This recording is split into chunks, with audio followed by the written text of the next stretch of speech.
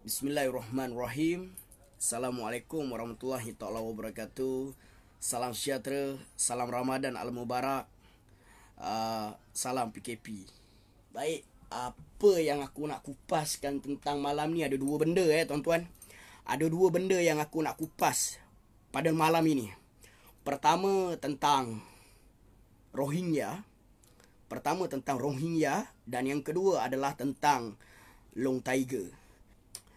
Tuan-tuan, Rohingya ni merupakan satu etnik yang hidup di utara Myanmar, di satu wilayah yang bernama Rakhine. Jadi mereka ni merupakan rakyat peribumi sana. Mengikut pembacaan yang aku baca sebelum-sebelum ni, dia orang ni memang asal daripada sana. Tapi masa zaman peperangan di antara kesultanan bla-bla sana dulu, dia orang ni belot terhadap pemerintah dan raja dia orang, lari meninggalkan perang, lari meninggalkan sultan dia orang, pergi ke Bangladesh. Jadi apabila kerajaan dia orang tumpas, sultan dia orang kalah, Myanmar punya kerajaan menang, mereka cuba kembali ke tanah Myanmar dan tidak diperakui kerakyatan oleh kerajaan Myanmar. Jadi disitulah bibit pertemuan ataupun punca menjadikan dia orang ni mula tak ngam dengan orang Myanmar, Rohingya dan Myanmar ni puncanya. Jadi daripada situ bermulalah pendasan kerajaan terhadap etnik ni. Sikit-sikit ada yang kata kononnya masa zaman peperangan dulu, aku pun tak ingat bila kerajaan Myanmar membekalkan senjata kepada mereka untuk melawan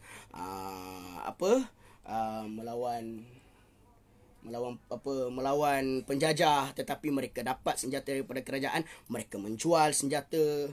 Jadi mereka ni petualang bangsa ataupun petualang negara, kan? Jadi kerajaan bagi diorang senjata untuk melawan penjajah, akhirnya mereka menjual senjata untuk kepentingan peribadi mereka. Jadi kerajaan dah mula benci, rakyat Myanmar yang lain mula dendam dengan diorang, kan? Dan yang lagi aku baca, diorang ni sebenarnya diberikan penempatan di Rakhine tu dulu, tapi mengikutkan cerita tidak sahih ataupun benda yang aku baca dalam blog-blog, kononnya ada insiden ataupun kejadian yang menyebabkan mereka ini merogol anak-anak Myanmar, serang balai polis, bunuh ketua-ketua kampung, serang kampung lain. Jadi akhirnya secara nasional, secara kebangsaan, Myanmar menghantar tentera untuk menghapuskan diorang. Jadi itulah yang terjadi. Mungkin tidak terlalu detail dan tepat, tapi ini salah satu benda yang punca utama lah supaya korang boleh faham. Rakyat Malaysia, sebenarnya betul, sebagai manusia ni kita harus ada sifat peri kemanusiaan, kan? Kita kena ada sifat peri kemanusiaan, kita kena ada sifat bertimbang rasa. Tapi bukanlah kita ini ingin bersifat kejam ataupun tidak berperi kemanusiaan. Tapi kau tengok apa yang dah jadi sekarang dekat Malaysia ni. Mengikut statistik, jumlah pelarian Rohingya yang dah berada di Malaysia ni telah melebihi 200,000 orang.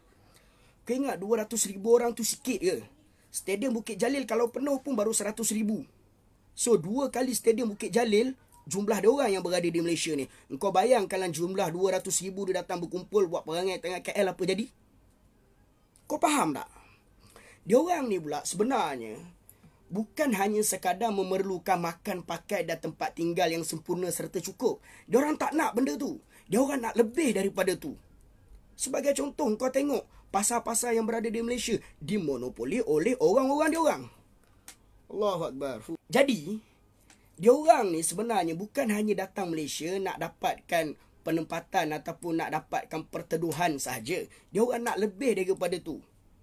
Dia orang nak duduk sini, dia orang nak memonopoli perniagaan dekat sini, menguasai pasaran tempatan, berkahwin dengan rakyat terpantan, seterusnya dapat IC biru, beranak pinak dekat sini. Akhirnya apa jadi?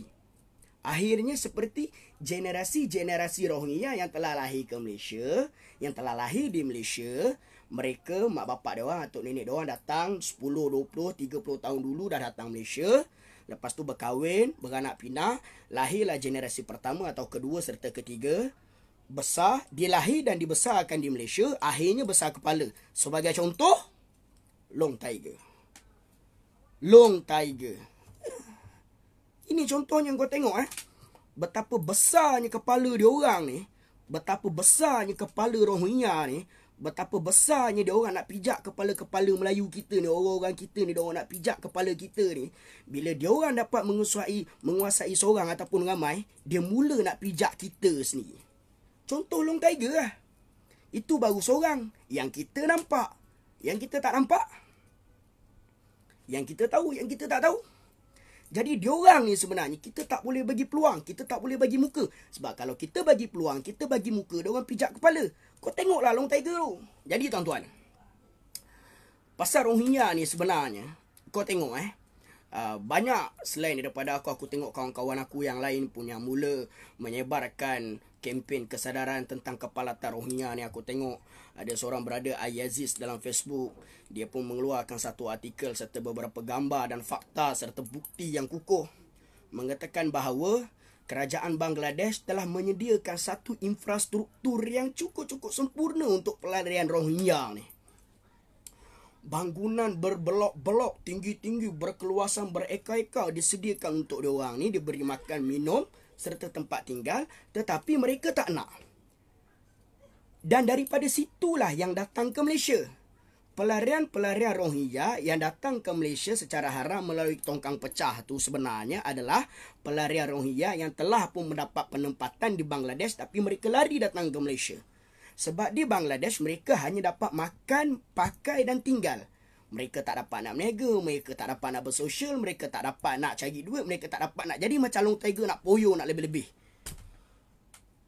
Jadi, rakyat Malaysia, kalau korang masih ada lagi sifat kononnya belas ihsan dan kesian kepada Rohingya, maka korang pun sebenarnya lagi teruk daripada Rohingya. Aku cakap dengan korang, kalau aku benci Rohingya, tapi korang ni aku lagi benci. Kau tahu tak? Tak lah, saya tak isap ukur. Mana dia isap ukur? Jadi sebenarnya tuan-tuan, Rohingya ni kita tak boleh bagi muka. Sebab kalau kita bagi muka, dia pijak kepala. Tahu? Aku rasa macam pelik lah.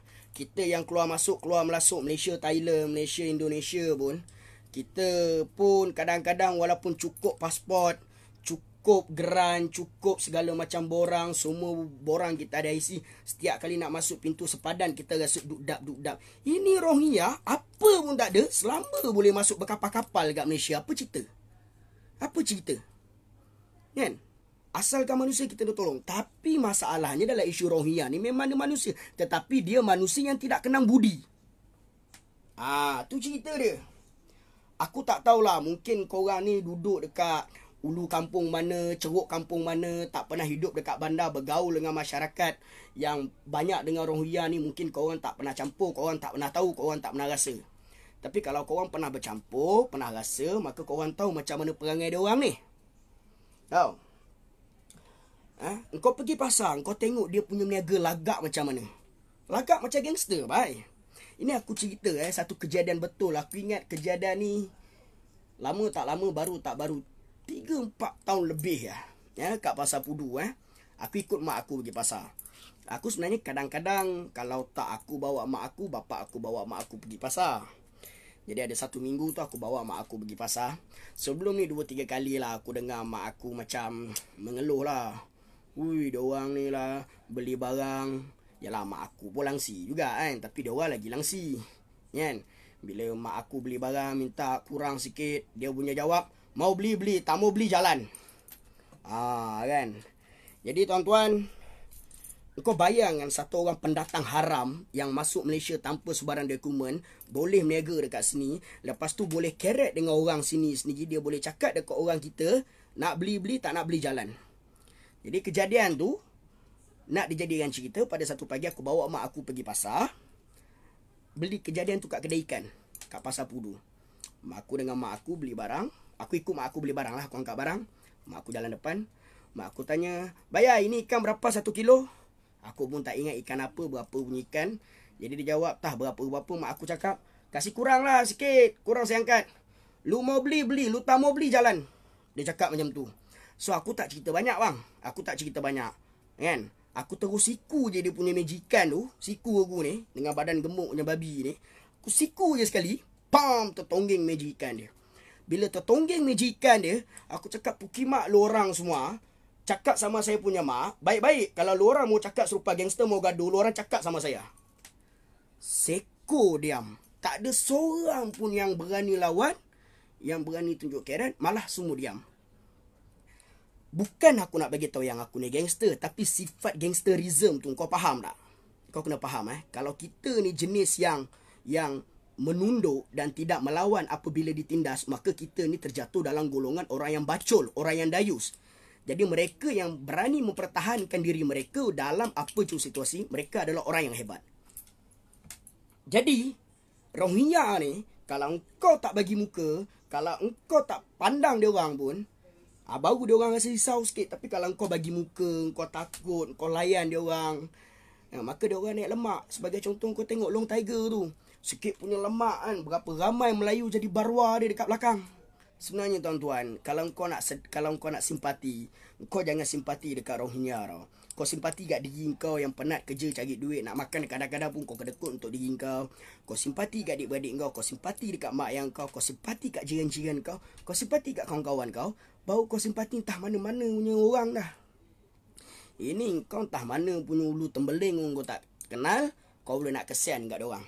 Kau bayangkan engkau nak ke satu hari nanti anak engkau berebut kerusi dengan anak-anak Rohingya dekat tadika, yang mana engkau besarkan anak engkau dengan titik peluh engkau sendiri, tetapi Rohingya menyekolahkan anak dia dengan bantuan serta subsidi kerajaan yang diperoleh daripada cukai yang kau bayar pada kerajaan.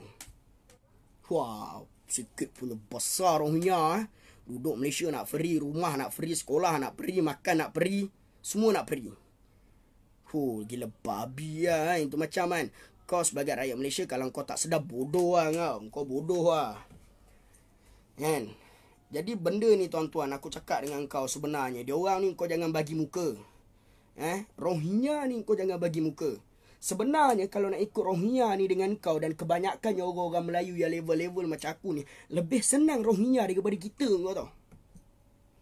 Aku dibesarkan di Jalan Masjid India. Aku anak Jalan Masjid India. Aku besar dekat sana. Orang-orang Masjid India banyak yang kenal aku sebab aku daripada kecil dekat sana. Jadi aku cakap dengan kau, dekat sana ni ramai anak-anak Rohingya ni yang minta sedekah daripada kecil, kau tahu tak? Malah pendapatan dia orang lebih tinggi daripada pendapatan kau. Dia bermodalkan stiker-stiker Allah Muhammad, stiker Bismillahirrahmanirrahim, ataupun Yasin kecil, ataupun paling tidak yang paling klise tisu Ni bagi RM1, ni bagi RM5, ni bagi RM10, tisu pun tak nak ambil, kononnya kesian. Bila check bag dia beratus-ratus hanya dalam tempoh 2-3 jam sahaja. Kau bayangkan satu hari, seminggu, sebulan. Tapi korang tak sedar. Korang tak sedar, orang Malaysia ni terkenal dengan sifat pemurah dia yang tak kena tempat. Sedekah.